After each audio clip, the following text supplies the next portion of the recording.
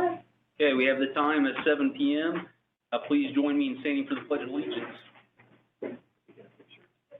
Pledge allegiance to the flag of the United States of America and to the republic for which it stands, one nation, under God, indivisible, with liberty and justice for all. Mr. Easton, would you like to call roll, please? Mr. Raymer. Here. Mrs. Reed. Here. Mr. Stubbs. Here. All are present. Okay, thank you for joining us this evening for our regular scheduled monthly trustee meeting. The purpose of the meeting, as I just say, is our regular meeting. At this time, I'm going to open up the comments to the public. If you have any comments, please come to the podium or we will unmute the lines online. Please state your name and address, and please limit your public comments to 5 minutes, please. I got public comments, but I'm signing it. No problem. We'll see if there's anybody ahead of you in the queue, and otherwise you can come up. I have sent a request to everybody to unmute if they would like to unmute. Okay. Everyone on the phones, if you can hear us, you're welcome to make any public comments at this point if you have any.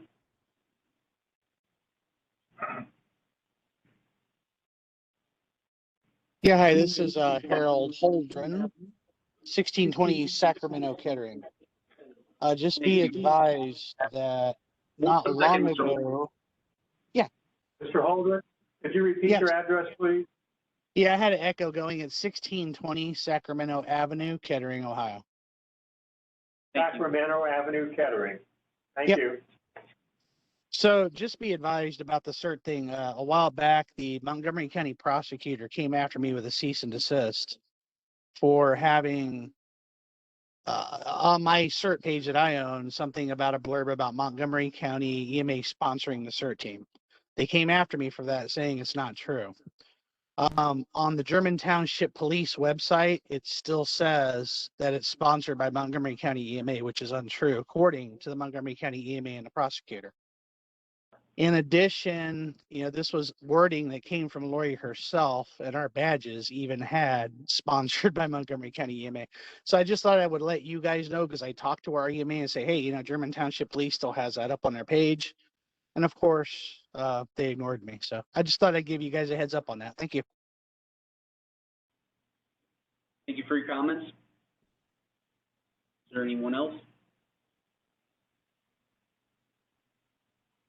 Go ahead, Mr. Cross. Thank you. Mark Cross, 7444 Stiver Road, Germantown, Ohio. Just a couple of things.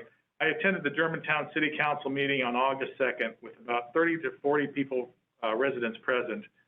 Lucy Gilbert, representing the Camp Miami Preservation Committee, made a presentation to the council asking them to pass a resolution to set aside the land at Camp Miami for public use, such as a park, dog walk, running path, or a memorial. It was an excellent presentation, well received and greeted by a round of applause. Although no resolution was introduced that night by council, action on the issue was promised by January. And I did speak to one of the trustees here, and I'm hoping that the trustees can pass a resolution supporting the Camp Miami preservation. Next, I would like to thank Road Department Supervisor Jeremy Holbrook, Police Clerk Shauna Close, and Chief Anzik for the advice I received after a resident brought several road safety concerns to my attention. I was able to pass the information along to the resident in hopes of resolving the issues. And again, thanks to Chief and Shauna for doing that for me. This is a question while I'm up here, since I don't have to get up again. Is the park levy going to be promoted at all? Do you have any idea? Because again, the problem with, the Germantown Police had a levy up last year and wasn't promoted. Some people even said, I didn't know they were going to have a levy.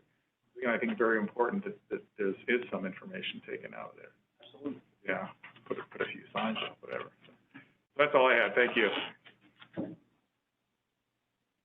Anyone else?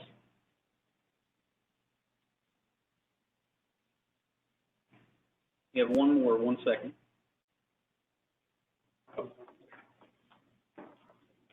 State your name and address, please. Good evening. My name is Jeff Jordan. I'm with the Montgomery County Office of Emergency Management, 117 South Main Street in Dayton, Ohio. I'd just like to give a little overview of the CERT program here in Montgomery County and in German Township. I'm going to begin. CERT is a FEMA program, comes from FEMA originally. I'm going to just read a brief definition of CERT as FEMA gives us. The Community Emergency Response Team, CERT program, educates volunteers about disaster preparedness for the hazards that may impact their area and trains them in basic disaster response skills such as fire safety, light search and rescue, team organization, and disaster medical operations. CERT offers a consistent nationwide approach to volunteer training and organization that professional responders can rely on during situations, allowing them to focus on more complex tasks. So that's the FEMA textbook definition of CERT. The CERT program in Montgomery County started around 2003. It was initiated in Montgomery County in 2003 by an application by the County Emergency Management Office, by my predecessor, for a CERT grant, which helped finance the beginning of the teams. CERT teams themselves have always been managed by public safety departments here in Montgomery County, fire and police departments, with financial support from grants managed by my office, the Montgomery County Office of Emergency Management, and that is true to this day. We've had a series of different grants, but we've always been very fortunate to be able to secure grant funding. The partnership then is between the county providing financial support and the public safety departments, in this case, German Township Police, which actually administer and are the sponsoring agency of record for the CERT team. Every CERT team has to have a sponsoring agency, which could be a public safety, in this case, a police department. And so they are registered with the state as being sponsored by German Township. So again, we provide, the township provides the sponsoring agency. Our office provides the financial support, and that support funds training and equipment. And just some examples, the grant provides training manuals, CERT kits, and CERT kits are the backpacks that people get during their CERT training. And those backpacks have, for each student, and those backpacks have helmets, gloves, flashlight, bandages, a 4-in-1 emergency tool, goggles, things like that. Things that they can take back to their home with them, they can use in their neighborhood, or if they remain as part of the team, if they are called up by the police department. It also funds response equipment, some of which is still stored here, such as small generators, lights, hand tools, and gloves. And again, that comes from the grants that we manage. I mean, that's really, and the CERT teams are answerable to their sponsoring agency. The sponsoring agency in the state has made this very clear, has the final say on whether a CERT team deploys, how they conduct themselves, who is on the team and who is not on the team. They are not in any way an autonomous or independent or separate organization from the agency, the fire or police department that sponsors them. Do you have any questions about CERT, or is there anything I can? It's pretty clear to me. I mean, just for everyone's awareness, I think we need to be a little more transparent. There's been an issue where we've revoked. Chief, do you want to say, so I don't get into saying anything inappropriate or different than what you've actually done, but we would need to be transparent with what's going on so the visitors here tonight can understand the situation. Yeah, Mr. Holden, who spoke earlier, was our past coordinator. We had some philosophical differences, and I removed him as the coordinator. That doesn't mean that we will not have a CERT team. We will have a CERT team. I'm in the process of naming another coordinator, speaking to various nominated people from that CERT team. And I will come up with someone to be the next coordinator, and we will proceed from there. Yeah. So this is good background on what the CERT team does, how it gets established, and any of the protocols around another coordinator being appointed. So is there any other questions anybody has on this topic, Mr. Jordan? I appreciate it. Thank you, sir. Yeah, thank you for coming, and you can see our CERT wall over there. Yeah. Thank you. Are there any other public comments? Okay. With that, I think we'll move forward. Mr. Heaston for the fiscal report. Yes. Let me start my video. Okay, good evening again, everyone. I only have a few items tonight, so we'll move through these quickly. First of all, I have given you 2 sets of minutes. You have the regular meeting minutes on July the 12th, and you have the special meeting minutes from July the 29th. And Mr. Stubbs texted me earlier this afternoon about one typo that I had on the July 29th minutes on page 3. That has been corrected, Mr. Raymond. So if these are approved and you sign, it has the correction. Thank you. Are there any other corrections to either sets of minutes? I'll make a motion to approve both sets of minutes. For a second. Here at one, so. I will say. Any discussion? All in favor? Aye. Any opposed? I abstain. You may I abstain. would like to abstain. Because I was not here. Right, very good. You don't have to abstain from minutes, I know, I just, because I missed one of the meetings too, so.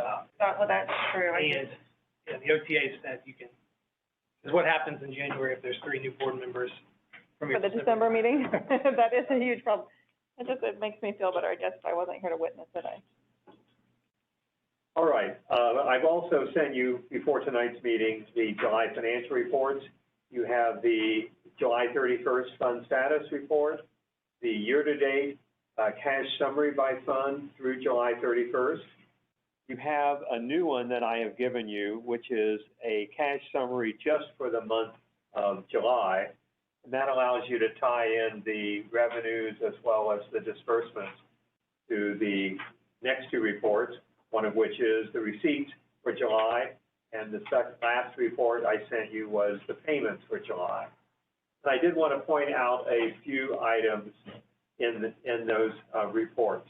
Under the receipt report, number 87 was for $30,709, and that is the sale of the 2004 John Deere 310 SG backhoe loader, which was sold on govdeals.com by Mr. Holbrook.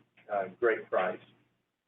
Now, under the disbursements, voucher number 505 for $56,255.16 is the quarterly trash contract payment for Rumpke. And vouchers 526 and 555.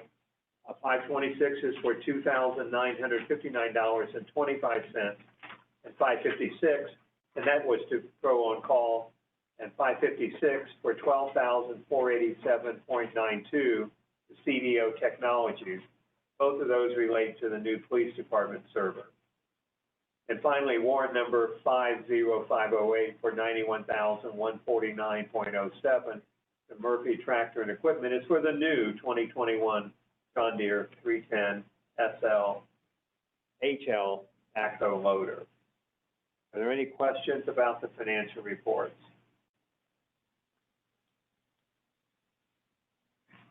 If there are none, could I have a motion to approve the the July report? So moved. And I also want to also have you approve the payment of the July bills, which are warrants 50504 through 50512, and vouchers 467 through 590 for payroll direct deposit, payroll tax withholdings, and other electronic payments. And now you may make your motion. Yes, so moved. Thank you. Thank you very much. Any discussion? All in favor? Aye. Any opposed? Thank you very much.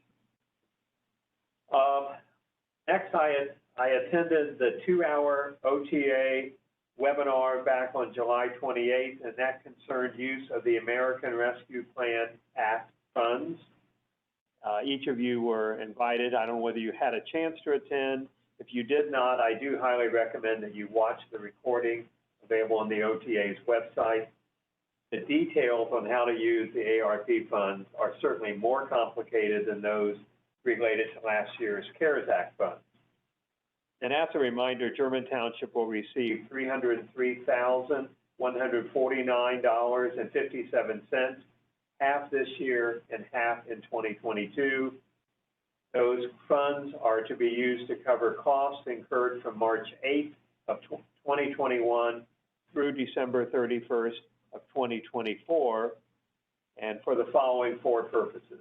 One, to respond to the public health emergency or its negative economic impacts, including assistance to households, small businesses, and nonprofits, or aid to impacted industries such as tourism, travel, and hospitality.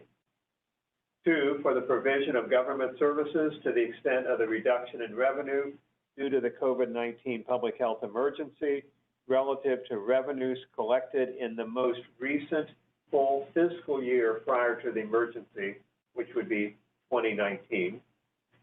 Three, to respond to workers performing essential work during the COVID-19 public health emergency by providing premium pay to eligible workers. And four, and final, to make necessary investments in water, sewer, or broadband infrastructure. And just because everyone is going to ask, non-permitted uses include, sorry, Mr. Holbrook, payment of interest or principal on outstanding debt, or anything involving general infrastructure, including roads and so forth. Now, to be eligible for these funds, each political jurisdiction must register with the Ohio Office of Budget and Management. I did so about a week ago, and also have now received the official acceptance of our application. So we will be receiving those funds probably within, or half of those funds probably within the next week. Any questions about the ARP money? Please, make a comment. You want me up there or down here? Why don't you come up front? It'll be easier for the So people. I finally was able to listen to the, it started at 10, I got in at 10:30, but I did look at all the PowerPoints.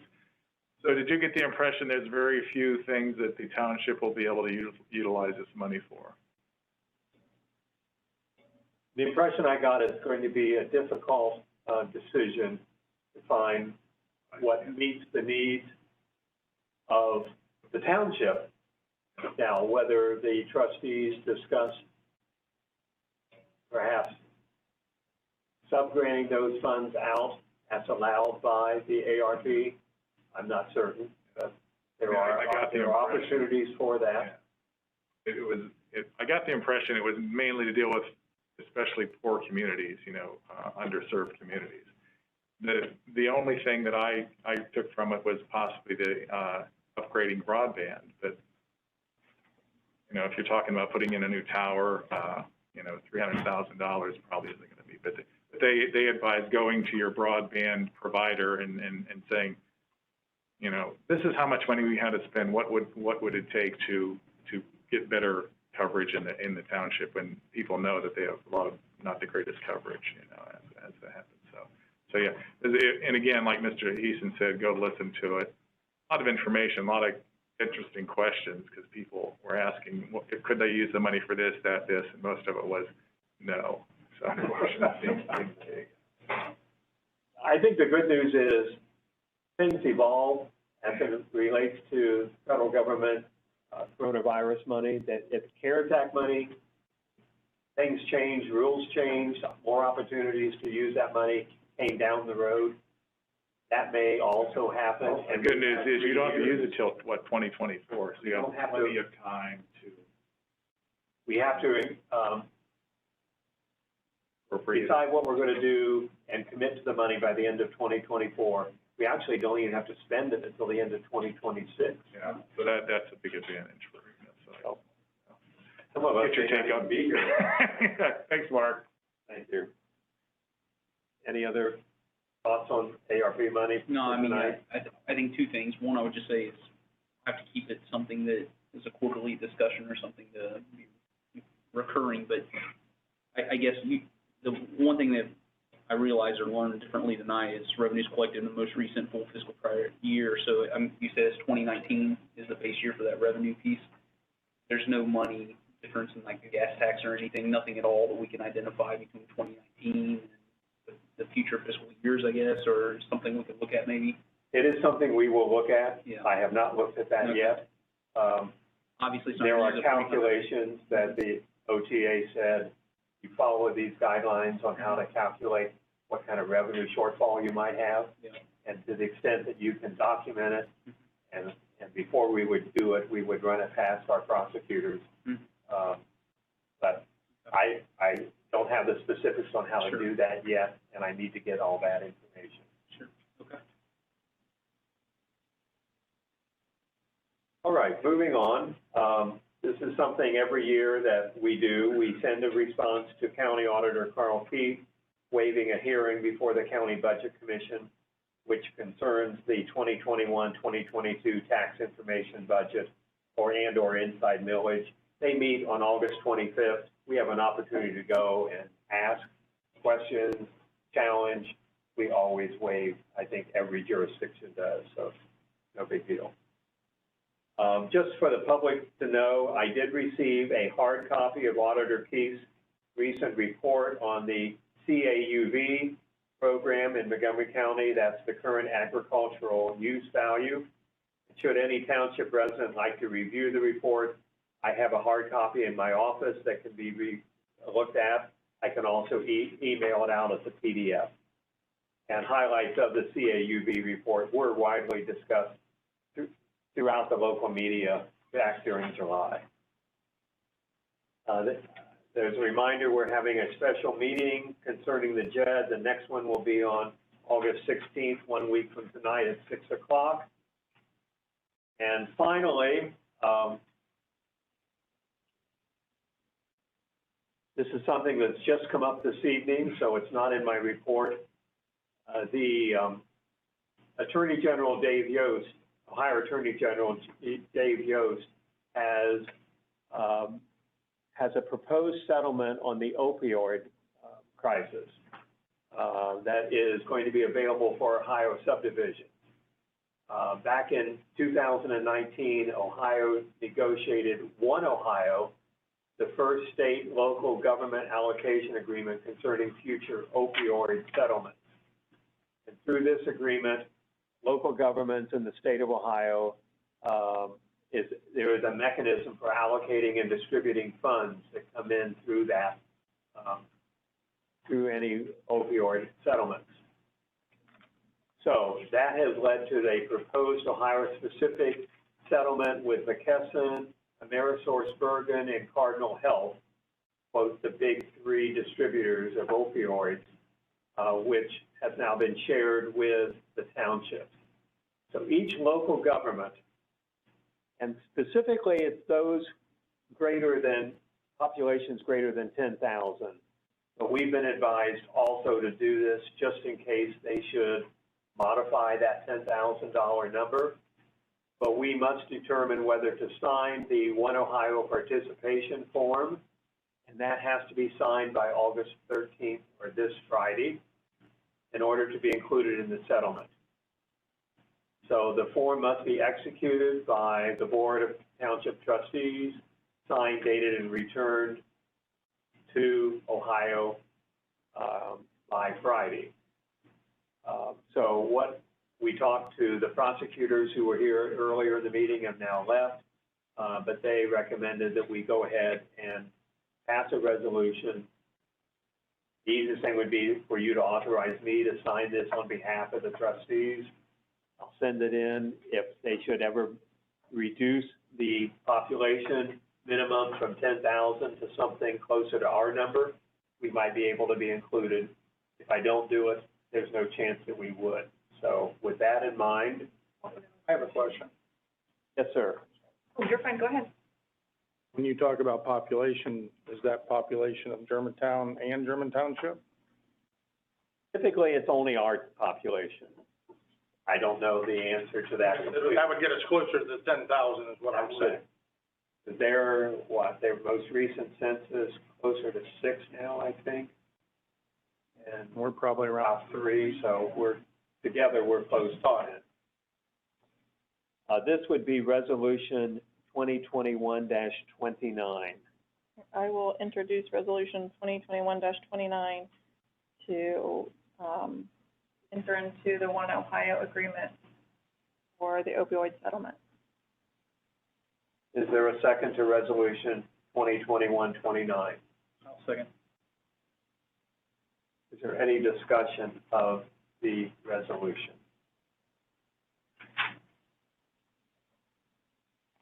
Hearing none, I will call the roll. Mr. Raymond, Yes. Mrs. Reed, Yes. and Mr. Stubbs. Yes. Thank you very much. And with that, I'm done. Thank you. Keith, to you. I only have two things. First of all, I want to invite everyone to National Night Out, which will be held Tuesday, October 5th, 2021. Most of you may know, we always do the alternate date. Most of the country does their National Night Out in early August. However, we moved ours several years ago to the October date. So it'll be October 5th on a Tuesday evening. Come on out, have some fun, meet some of the officers. And second, I want to give a thank you to the Germantown Area Senior Citizens Incorporated. I want to thank them. They sent us a donation. My understanding is they're disbanding. And being a 501c3, they had to disperse their monies, and they sent some to the police department. So thank them very much. They'll help us to continue our mission. And that's all I have. Thank you. Mr. Holbrook? I only have one thing to offer the board tonight. I did not fill out a report tonight because there was only one thing. I think Mr. Heathdan sent out information concerning the Ohio Department of Transportation's Township Stimulus Program funding for sidewalks, road reconstruction, and it was under the legislation update or alert. The Ohio Department of Transportation has earmarked up to $250,000 to apply for grant money for full funding of road projects, including repavement, chip seal, culverts, sidewalks, if you were to have them, so on. So I've already reached out to ODOT and got some information from them and started compiling the information that they require to apply for this grant money. I think it would behoove the township to pass a resolution to allow me to apply for this township stimulus program funding on behalf of German Township, and to also authorize me to sign any documents to go along with that funding process. This is something we've done in the past with issue 2 funding, as Jake probably remembers. Grant money, they usually just give me the authority to sign on behalf of the board.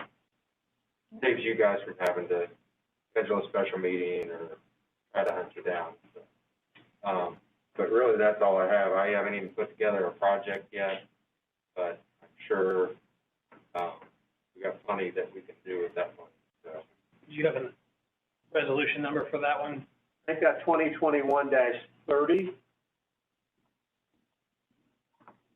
I'll introduce resolution 2021-30, a resolution to authorize Jeremy to do whatever he needs to for this grant program and be the signer, and however else he needs to do for it. Is there a second? Sorry, I will second that.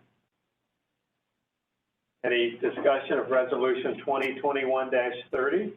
First, I'd just say thanks for looking into this, being aware of it, bringing it to our attention. The question I have is, when's this application or due, or? They just released the application on the 1st of August. It's only been out for 13 days.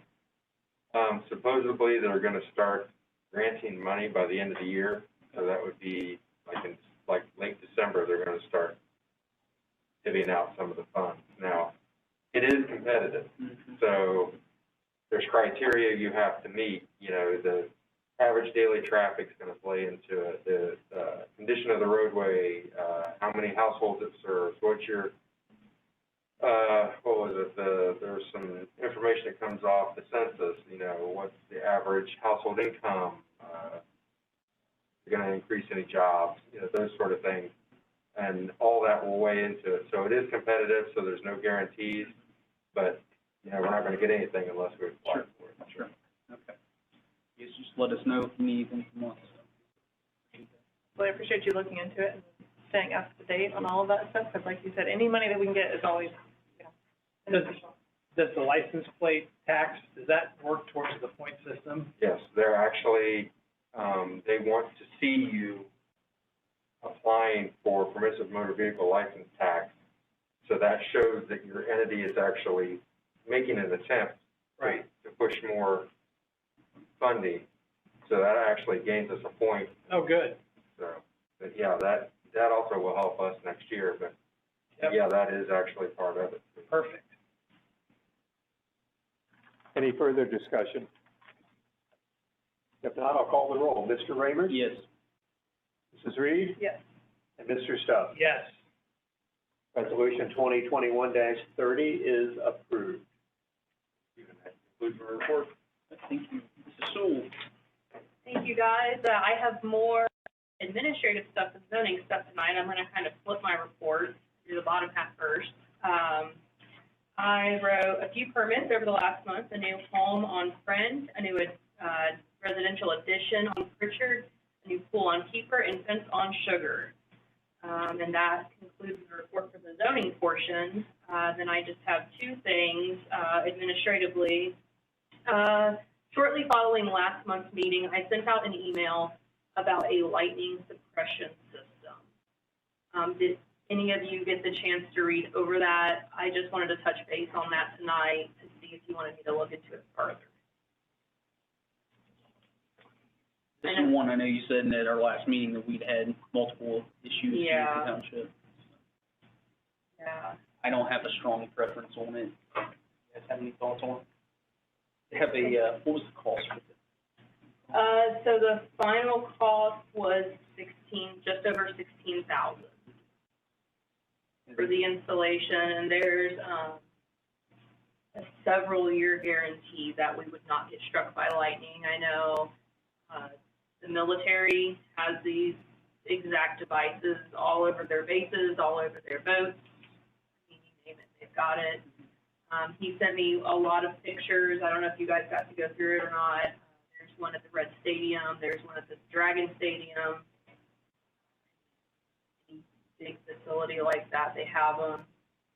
What was the last, anybody, like the cost? We have any estimate of what we've incurred for lightning strikes? I was looking at Jeremy, and Jeremy's looking at her. Is that what- I've got a whole folder of receipts and invoices, and I'm sending it to our adjuster. I begin to add them up. Off the top of your head, just in computers, do you have any idea? Plus or minus 10,000? At least, just to have CDO Technologies come out was close to 10,000. Cost of the new computers was a couple thousand. This all covered by insurance? Or? Yeah, it only costs. Yeah, we have an insurance claim. I've been sending everything to our guy at First Up. I should know the answer to this, but do we have a deductible that's I going think to it's be? $250. How much? $150. And I didn't know if insurance could cover or partially cover something like this to prevent it in the future. I know insurance companies sometimes do. Give us a break. Well, I was stuff gonna like say, that. yeah, I would definitely see that they might give us a break on the premium. Worth Right. looking into at least. I mean, Yeah. they say no, Okay, then we'll. I think the other piece of that puzzle is, be sure that this company that's quoting this, It's his company. okay, knows that we're connected with this tower. So, you know, if they say, oh yeah, we're gonna protect you if the power grid gets hit by lightning, but then this thing gets hit by lightning, backfeeds and blows everything up here, and he says, nah, you know. That was another thing. He said he could give me an estimate for placing it on top of a building or placing it on the tower, but obviously the tower would give it a broader range to cover, to prevent the lightning from striking. Problem is, Towers it's not our are ours. towers. Okay. Hours. We'd have to get permission. I I thought mean, I'm sure the state would give us permission, because it just, they're not gonna get struck either. Well, so Yeah, but they have their own lightning suppression what the difference in the towers is, but I've been to, I used to work with this guy. And I've gone to 2 job sites where he was installing them on towers, and one is in Franklin, between Decker and Manchester. That big tower, if you're traveling south, it's on the left-hand side. That's the closest tower that I know of that it's on. How big are these things, can I ask? That big. I They come in a really. have no big knowledge too. of it, that's why I was just curious. Yep, so, okay, I'll get some more information on that, present it next month. So now my bigger thing, I have been looking into the online bill pay, the system that Shauna and I use, iWork, you input the payments into iWork, right? Yep, and I do as well. And so these 2 systems, Payrock and Express, and the 2 packets I gave you are their terms and conditions. The smaller packet that I gave you is more of the overview, and on the second page, it just outlines the fees. So, break it down. Payrock offers, it's 3.25% or $2, whichever is greater. Fee at time of service, this would go straight to the user. So that would go straight to the resident if they wanted to make their payments online. Their other option is a monthly service fee where they take 3.25% of all of the transactions, add it up, and send us a bill every month. So that would not be passing that fee on. The other one seems like it's a bit more expensive. The initial setup with Payrock, there is no initial setup. With Express, there's initial setup fee of $300, and then it has monthly fees, whereas Payrock, the only monthly fees it has are the transaction fees, the percentage per transaction. So, Was one of these the ones that is built into iWorks? both of these are built into iWork. So it would seamlessly, they can pay it online, it'll post it to their account on iWork, and it'll go directly into our bank account. Do you foresee this, especially for Shauna, saving you time entering all of these checks for cash? I mean, do you see this as a time saver for you? It would, depending on how many of the residents are gonna use it. I mean, there's really no way. I get a lot of questions. They're wasting time, but again, I have no idea out of the 1,120 invoices that I send out quarterly, how many would actually use the system. So it's hard to tell. And both of these options offer automatic payments, so you can, Shauna can put in her area that it's quarterly, it's this much, and then the resident would be charged, if they set it up on their portal, it would charge them automatically whenever that's due, and that would be whenever Shauna set that up as due. For me, it would work a little bit different because my payments are typically at time of service payments versus constant that she deals with. So also both of these, as long as you have a login to iWork, you can process payments. So Shauna can log into iWork at the police desk and process payments there if she needed to. So if, and I feel like I'm asking all the questions, I apologize. That's okay. The Payrock, to me, looks like the upfront cost is not there. Correct. And so all of the fees then are passed on to the citizens, the people paying the citizens. Correct? Yeah, so they actually told me 93% of all municipalities choose to pass on the fee, which I feel like a lot of places pass on that fee. I know I pay convenience fees on a couple of things just because it's $2. Makes it a lot more simple. Sure. Deb Cross, 7444 South Steiger Road. Could you send out a survey with the next bill and see how many people would be willing, interested in doing it to see if it's worthwhile? That makes sense. Because how would we do the survey, like a Survey Monkey where they Sure. log online? Sure. I think that would be the only way. Can you send it out with the bill? Well, the way the bills go out, now I think about it, the way the bills go out, it's all bulk mail. It's not like we put them in an envelope and we can just shove it in an envelope with it. Can you add a note to the bill? I can find out. They look at Well, $78. exactly, what's the Our number? website and then Facebook. Yeah, we can do a Survey Monkey on both of the Facebook pages and both of the websites. Maybe there's a better one. I just know I've used Survey Monkey Yeah. before. I don't know if anyone has a better I survey. like the thought of the survey though, 'cause like that, I would like to know how much of the, how many of the residents would actually do this before we go through. I think you should tell them that the fees are gonna be on top of it. Right, Yeah. and that's another thing. That's all of it. Right, on the payroll, it actually gave me an example, and it says, you know, what you're paying for and how much that is, and then it'll say service fee, and it'll say that, and then it'll have your total. So there's no hidden fees whatsoever, if we went that route. Works for me, less work. Comment, Mark Cross. So basically, we're gonna have to work on this system. So I agree, a lot of people will say, oh, it's a good idea until they find out it's gonna cost me $2 more to do this online.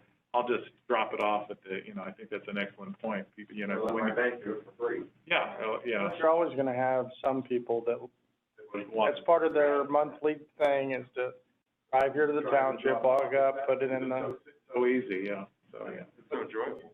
Never seen a visit. Right. There you go. Maybe if it ended up in, say, the Germantown Press, and people were to email us here, Anybody know the reporter that writes that stuff? I mean, I think he might be in the area. That is the possibility. All right, but if it were to end up in the press and then to email the German Township site, or the address of the German Township, that'd be a good idea. Or even set, remind them maybe get on the website and look at the Survey Monkey that they're gonna send out. We just can't. Several ways. You guys want me to do it, sir? Oh, I'd like to say something. sure. Mark Keener, 7865 Jamaica Road. Having been in Mr. Heaston's position and knowing the volume that comes from the zoning office versus the volume that comes from the trash billing office, I'm thinking for you, because the way you're describing this sounds like I come in and I want to give you $75 and I want to pay it with a credit card, then you have to go in and set up an account, and I have to log in and put my credit card in. Oh, no. So, are you asking, like, is that what you would have to do? Yeah, because I'm just wondering if it would be easier for your office. So I would have an online portal that I could put it on and it would be instant. And Shauna would be the same way. So if somebody wanted to walk in and pay something, they can bring a check and we can do the check electronically, or they can bring in any major credit card. And we can just put it in the system and it's done, it spits out a receipt and they're on their way. Okay. Yep. I was thinking if you had to go and set up an account and somebody had to log in and all that, you No. might want to just check with the bank and see if we get a credit card machine and tie Right. it straight in, so. So both of these options do. Also, if you wanted to have the little credit card machine, we can get those, or we can just input it online through our portal.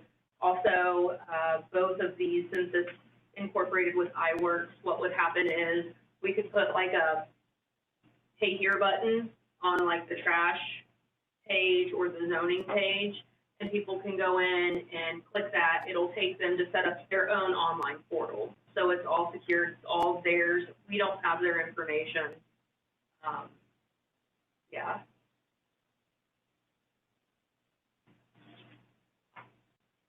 I don't have a super strong feeling. I think people are good points. I guess what I would wonder is, like, long-term, what if happens if there's a discrepancy in someone's bill? Is that for Shauna to figure out? Is that I work to figure out what happens there? If they say, well, I've got on there and paid it twice, for 2 months, and then, Well, you can put credits on people's account in iWork, yeah. So since it's integrated with iWork, if she were to put a credit on their account, then there would be the credit, they would log onto their portal, see the credit, see what they owe, yeah. see the service charge. Which I think that is very user-friendly. I guess my question is, what happens if they say they've paid? How are we going to reconcile that? Or is there someone here that they can call with a helpline where they're calling them rather than calling us? Or is that Right. for us to figure out? Or? So with another employer, we've actually set up a separate bank account for all credit card transactions just for the ease of it. So we could go through and see the credit card transactions. I don't know if that's, I mean, that's just my experience, but. Are you familiar enough to know if I go on this Payrock and I pay the bill or Express Bill Pay, am I emailed then a receipt so that Yep. I would have a receipt number? Yep. And I could reference? And then we would have it as well. And you would have It would be on their file in the trash billing side, or it would be in their file on the zoning side. So the cheapest way that we could get this done is we would go through the passive, the service fee program with like a Payrock and pass Yeah. that $2 fee on to the individual, Right. but then we'd still have a $650 fee for the iWork to get it Yeah. integrated. So that is just to set it up, and then iWork doesn't charge. That is just Not yearly, it's just one time. no. Yep. And that was the other thing, the Express Bill Pay, I mean, they've got credit card, all kinds of credit card fees per transaction that comes to us as a monthly statement, a $25 hosting fee that's every month. And then a $6, $12, or $30, depending on what type of transaction it is, return fee in case, like, if it doesn't go through, that we get charged. And it all comes to us monthly. But the Payrock, there's no monthly fee. Unless we wanted to absorb the 3.25% processing fee. So let's see if we can get this information out and Okay. see where we're at in the month. Okay, I can set up do you want me to do a survey monkey, just because that's what we're familiar with? That's what I'm familiar with. Whatever you're most familiar with. Okay. Well, to be honest, I would say whatever we can get the most response on, so I don't Okay. know how the best idea on that, and Survey Monkey or what, but I guess. Go ahead. I was just gonna say, take Facebook. If someone says on Well, Facebook, I want, That's kind of what I thought, but it's like our Facebook account's not set up for any kind of responses on there. It's not like you can do a poll or something on there, right? Well, so what I can do is I can set up a survey monkey, I can share it with Shauna, and then we can just post it, and it'll be a link. I Right. can go to Right. it, and then it'll just send all of the information at one email. Yeah, I'm just trying to get a fair amount of feedback, because I guess my opinion on it is, if we got 50 people to respond and at least 50% said yes, that you can start to extrapolate some of that, but if we only get 5 people to respond, it's not gonna be real Right. useful. I would use the website, the Facebook pages, I would email her list, Do you want which is me, pretty deep. yeah, do you want me to put something in the press? No, I guess we, I mean, it'll cost, but. Mr. Carroll right here might be willing to do that for us. I prefer not to pay for Okay. the collection of this data. Sure. My initial thought is, you're gonna have some people that see it are really strongly like, oh, I've been asking for this, and they're gonna go say yes. So if we don't get really high return rate of yes, I don't think it'd be worth doing, because you're not gonna have people that are passionate, they're just not gonna do the Survey Monkey. They're gonna be like, I'm not gonna do it. So if we get much on the no response on the Survey Monkey, I think that kind of tells us what we're response rate is. That's my initial thought. I think we should have some kind of perspective before we just get data back and make a snap You decision. could also give them the option to email your email address or Shauna's, one of you, and you could just accumulate the responses too, if they don't want to do the Survey Monkey. Or call in, for Yeah, that matter. reach you. And that concludes my report. Can I say something about that Abigail Dennis 13091 Oxford Road? Go ahead. If you're going to survey people electronically to ask them if they want to pay electronically, what about the elderly people that do not use the computers? You're going to get all responses from people who are computer literate. Agreed. I think that was kind of my point of, most of the people that are going to respond are already going to be highly inclined to use the electronic system, so it better be pretty strongly for that. If there's any kind of electronic users. But everybody electronic is going to respond that they want to use electronic, and there's people out here that I've lived with since I was a kid that are not they're not at the age to use the computers. Yes, no, I appreciate it. I think what we're asking is if they'd be willing to use it with the fee that would be associated with it. Would they be willing to pay a fee to do it? So you're asking the group that wants the electronic if they will pay a fee, and the people who would not see it on the electronic because they don't use electronic don't get any kind of a say. But you would have the option to still pay in with a check. I mean, we're just talking about whether we're going to offer online. You could still pay with the check. There would be a. Sorry, you're cutting out real bad. To you. Yeah, I'm sorry, you're cutting out a little bit, but we would continue to have the same payment options as of today. This would be, just do we need to add an additional option to pay electronically? Okay, sorry, I didn't understand that part. Thank you.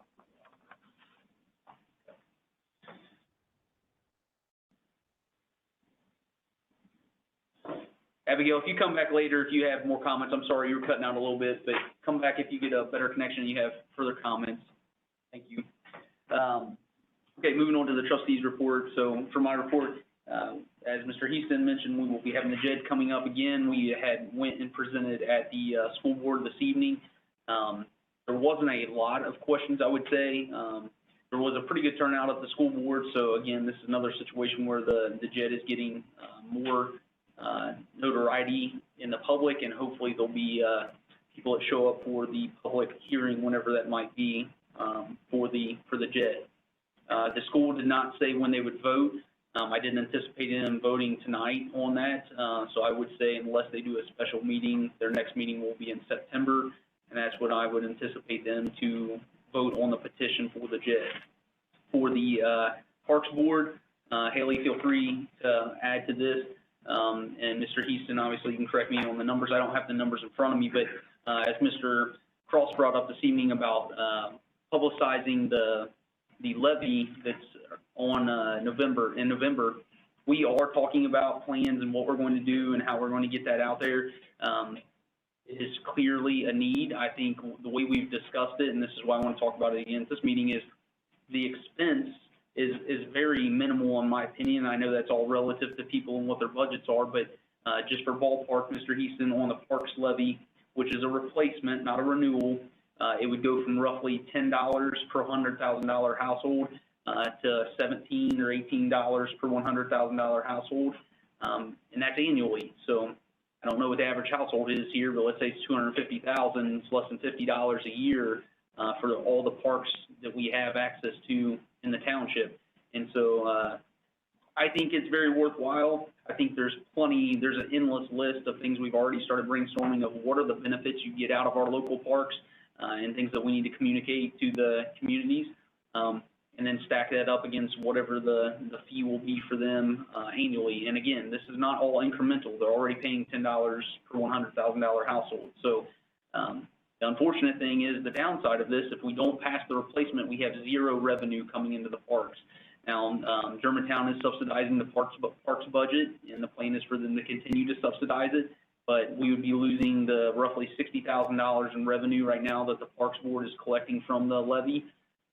If the replacement did pass, like I said, the cost is going up a little bit, so instead of $60,000 of revenue, it'd be roughly $110,000 of revenue that the Parks Board, that the parks would collect and be able to administer in servicing the park. So we are discussing, how we get this out there. I mean, there's been topics of, do we print signs and just put them in the park so people come in and see these? There's a lot of different things, events that are going to be held in the parks.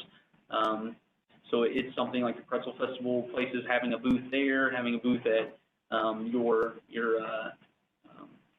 not Saturday night, it's Saturday Night Out, yeah, downtown, having a booth there, to get the communication out. So yes, Mr. Cross, we are discussing those things and how to get that message out there. It is important, and I do think it's worthwhile.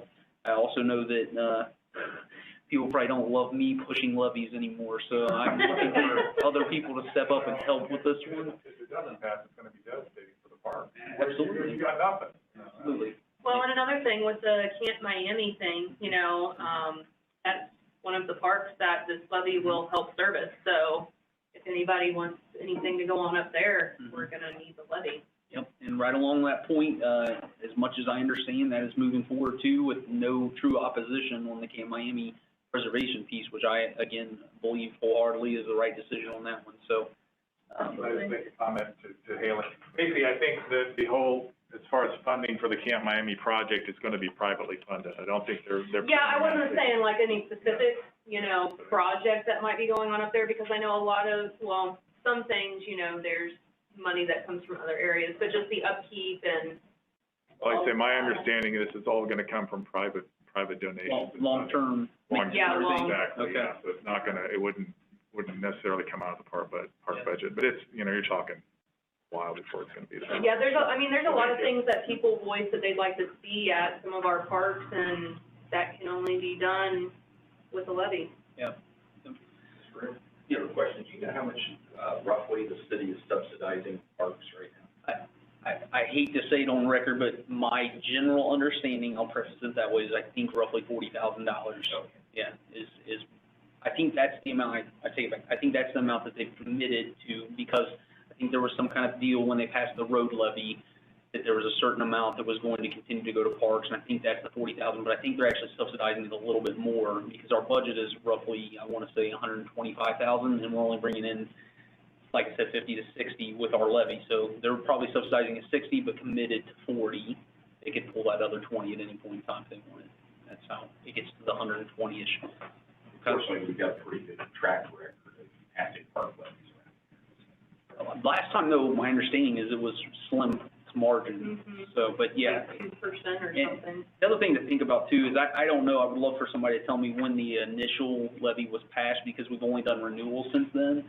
And so now we're doing the replacement to step up in the property values. But if you think about index for inflation and all that, how much of your real income is going to the parks is probably not much different than what it was however many years ago they initially passed that initial one. So I think if you go on the county web on your real estate. You're right. If you go to the tax information, I think it may give a column in there with the year of the levy is effective.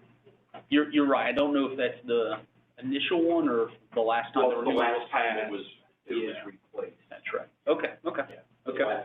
The last time the rate was adjusted. Okay. So we can see that. Yep.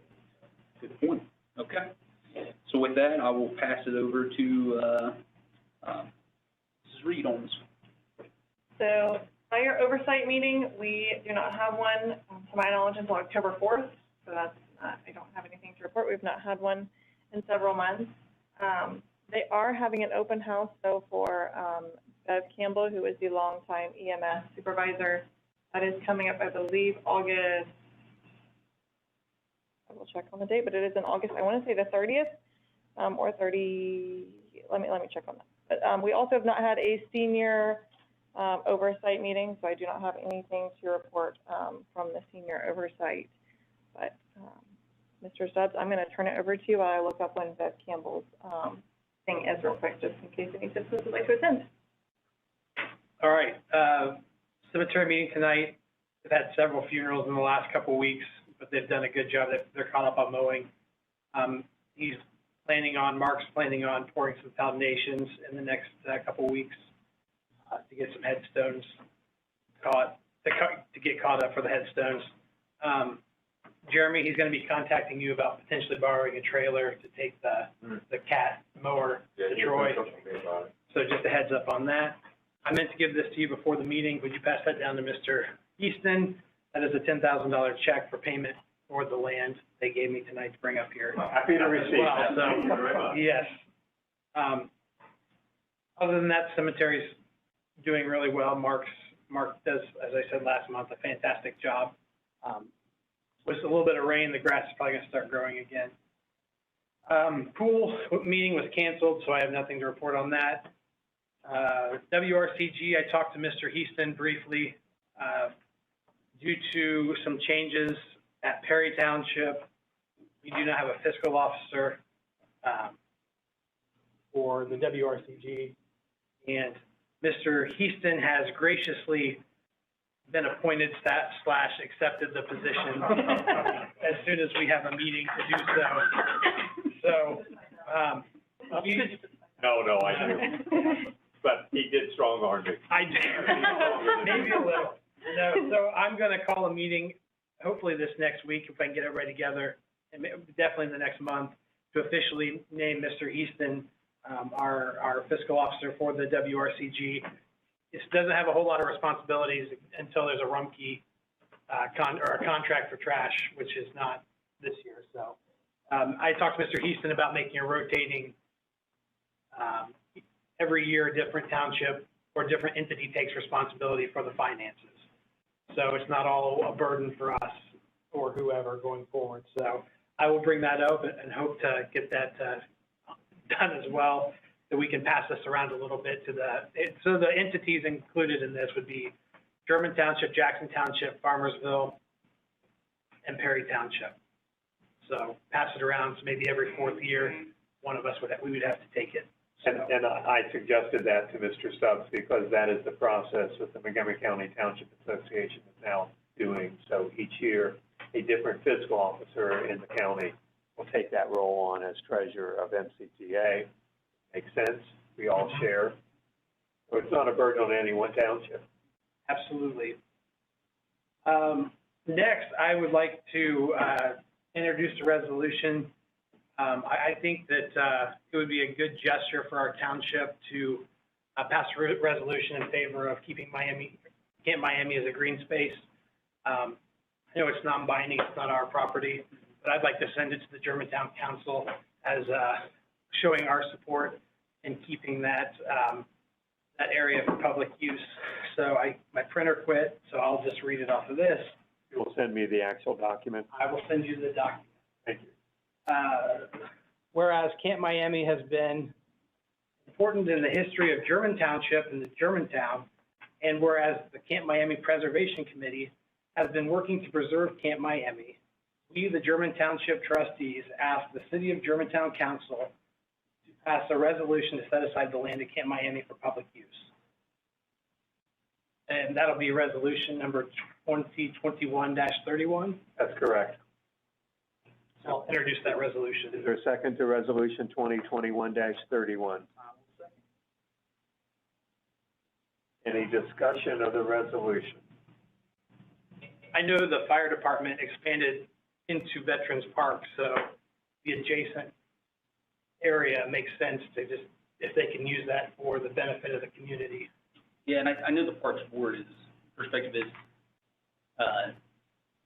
the park there, Memorial Park, has become less of a true memorial park. Mm-hmm. This would be a good use of that area, Camp Miami, be more of a memorial. So I think my understanding is the council is fully aligned to it, but I do think this is a good gesture, and I think it makes sense to align to it. So I agree. Second. I just have a question. Is this the Camp Miami where the city is going to keep it, or are they going to turn it over to Metro Park? I think they have talked to the Metro Park, but I don't know of any plans for them to turn it over. It's not been discussed in any meetings to turn it over to the Metro Park. I got no impression that they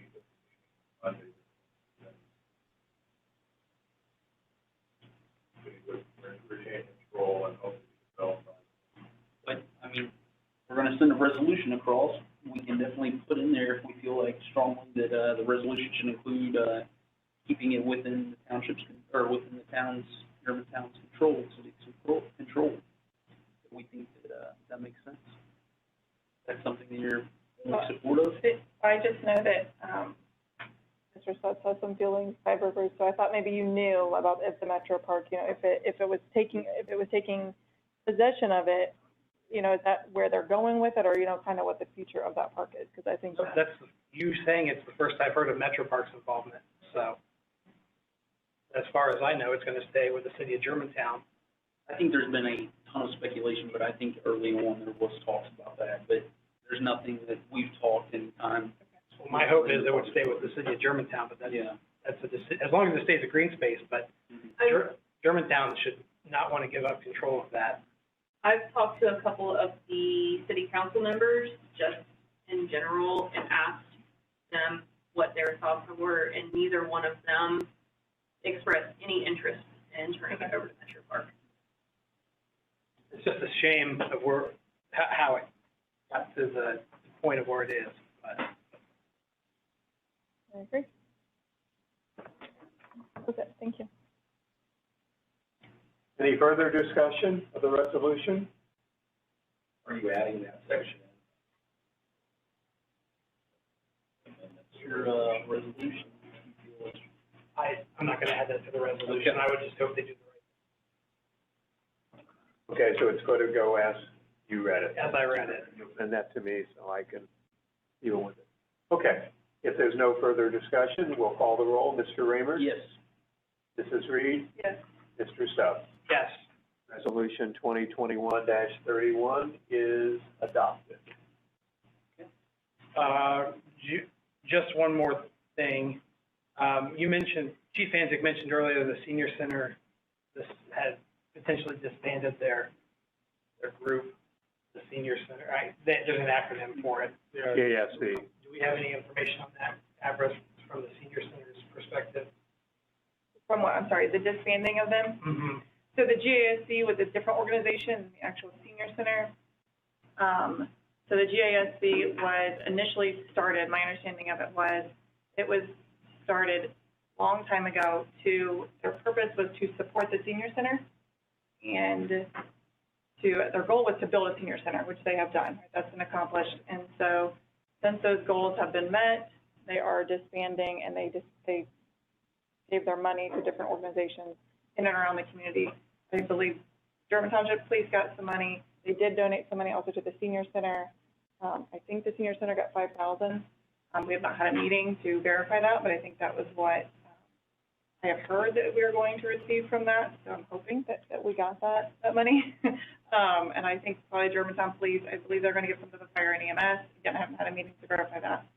So hopefully the money that they've collected from their revenue, from their membership, to help support other things around the community. And how does that affect the at-large member of the senior center board? Because I think previously you said that the at-large person had to be a member of that, now disbanded. That's a good question. And I don't have an answer for you, unfortunately. We have not met. This has happened, I believe, prior to our June, or after our June meeting, right around then. Our June meeting, the trustees June meeting, not the senior center June meeting. We haven't met in several months, so hopefully by the time we meet next time, we will have some idea of what that means for the senior center as a whole. All right. Well, that concludes my report. Can I jump back in real quick? Yeah, sure. Bev Campbell, her thing was August 30th, I was correct, and it is from 6 to 7:30. And she gave over 40 years of service to the community, and it will be at the fire and EMS building from 6 to 7:30, and they were going to have cake and light refreshments, and it's open to the public if you would like to stop down there for her. And that was it. Last thing I have is, I did look up county website real quick. I wasn't being rude when I was doing it. It was, 2001 was the last time that we've had a change in the parks levy. That was a renewal though, wasn't it? So we do renewals every Yeah. 5 years. So that's the That's right. Last time it got May have been, they may have increased the rate back. to 20 years. 20 And that's definitely not enough money to support the park and all that goes on down there. It's crazy that the levy only brings in $60,000 with, that place is packed. Well, and that's the other thing for people to understand too, is PV base, Valley View Junior Football, all those places donate a ton, like the concrete that's down at Kircher and stuff. I think people think that that's all coming from the Parks Fund. That's actually, other communities are supporting that. So, really we're paying for maintenance of the field and trying to keep the parking lots together, which we're working on grants right now for that. So, agreed, it's kind of a Band-Aid fund. If the other entities didn't pitch in, we wouldn't have near the parks that we already have. So, definitely need this money. Any other comments? Make a motion to adjourn tonight's meeting. A second. All in favor? Aye. You're adjourned at 8:09.